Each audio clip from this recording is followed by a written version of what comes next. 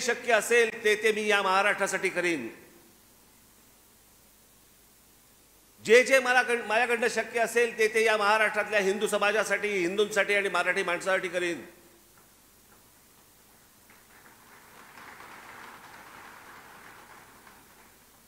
हे आत्ताचं चाललेलं राजकारण हे आळवावरचं पाणी आहे. यातनं हाताला काही लागणार नाही. आपल्याला महाराष्ट्र घडवायचा आहे. जो महाराष्ट्र पूर्वी होता तसा महाराष्ट्र आपल्याला उभा करायचा आहे. जातीपातींशिवाय उभा करायचा आहे.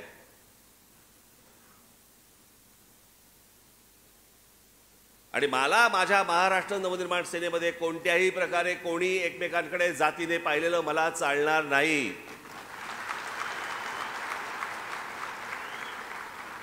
तो खालचा आहे का वरचा आहे का, कोण वरचा आहे कोणी ठरवलं वरचा आहे, आणि खालचा आहे कोणी ठरवलं खालचा आहे.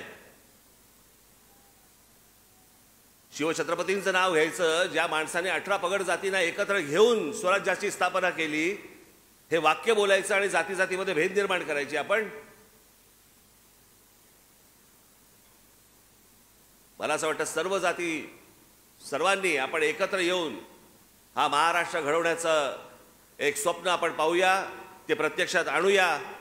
आणि आज या 18व्या वर्धापन दिनानिमित्त मी आपल्याला सर्वांना मनपूर्वक शुभेच्छा देतो. येणाऱ्या निवडणुकांचे काय निर्णय घ्यायचे ते लवकरच तुमच्यासमोर मी सांगीन, आणेन. तोपर्यंत आणि पुढे पण काय ठेवायचे तुम्ही?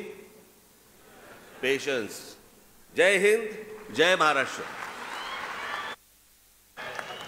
18वा वर्धापन दिन नाशिकमध्ये साजरा होतोय आणि